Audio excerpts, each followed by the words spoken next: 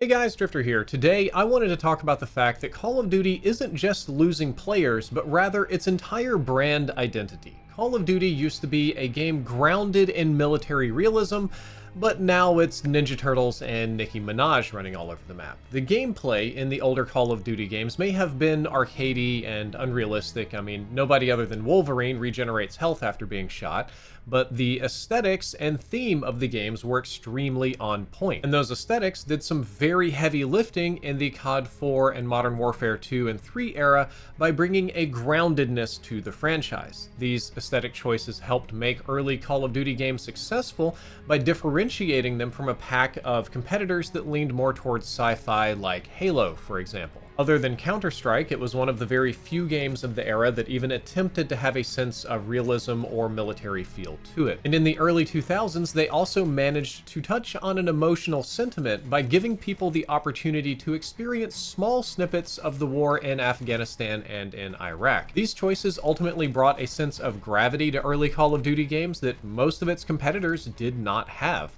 Even Black Ops 1 and 2 had their sillier moments because they were based on conspiracies and the untold stories, but they were all still based on real events, real weapons, real things, real technology, maybe minus zombies, but it was all quite good and fun. Unfortunately, Call of Duty doesn't look like that anymore. If somebody were to time travel from 2015 to now, other than asking the current price of Bitcoin, they would probably ask how Call of Duty is looking, seeing as how it was the most popular franchise on the planet about a decade ago.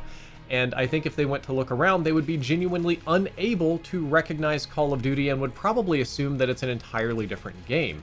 They might be impressed by the features and graphics of this game, or say, hey, this must be what came after COD, this must be COD inspired, but they probably wouldn't assume that it is Call of Duty itself. The reason for that being the sheer amount of ridiculous operators and weapon bundles. It started with the infamous gingerbread and clown skins in Advanced Warfare. Do keep in mind the gingerbread skin was for a Make-A-Wish kid, so don't be too hard on him.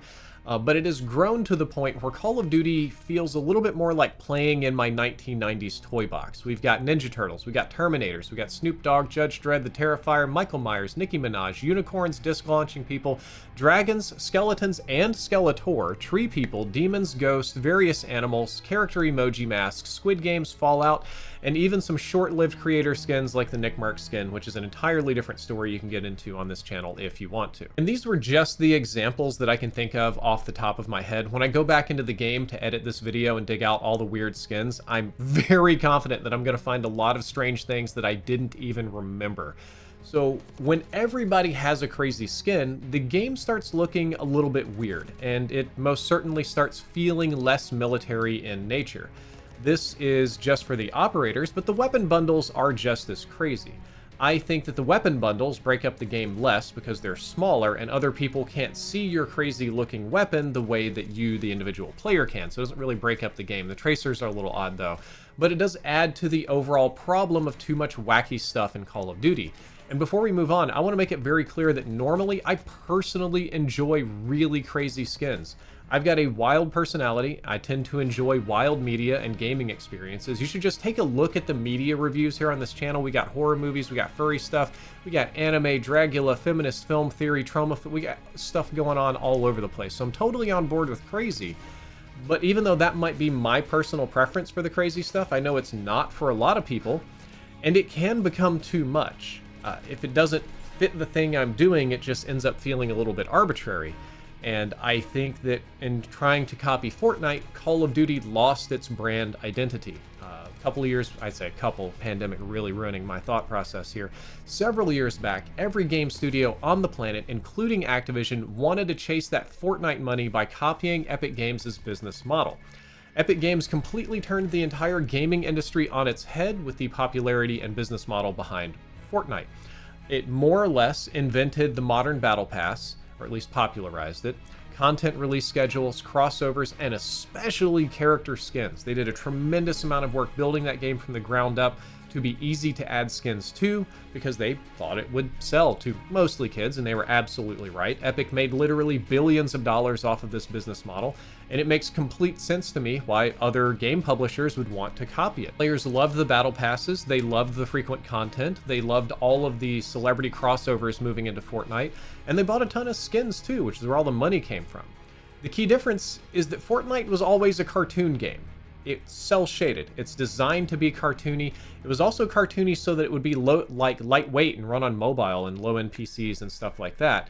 So, to the best of my knowledge, Epic Games designed Fortnite both aesthetically and technically so that it would be very easy to port in more skins. And it wasn't just like technically easy, but the nature of the game being cartoony meant that whatever skin you added would blend into the world more appropriately than it would for other franchises. So no matter how crazy the Fortnite skins got, nobody really cared. You know, nobody got upset about the Banana Man or the Skeletrooper or John Wick or the Rock in Fortnite or any of that. I'm using like super old references. You can see how much Fortnite I'm not playing. But all that was fine because the base game and the aesthetics around that base game were already pretty crazy. It just matched.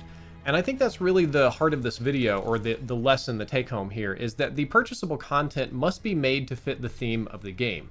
Maybe not every gun skin needs to be super realistic. Maybe not every operator skin needs to be grounded in reality and go like full milsim like Arma, but there does need to be defined limits. Every game is going to have a few outlier microtransactions, a few goofy skins, a few goofy guns, a few things that everybody makes fun of. Every single game on the planet is like that. We can't get rid of that. But they can't all be that kind of outliers. Like, I'll just pick a random game. Valorant has 3 or 4 goofy skins that nobody really likes or thinks is appropriate.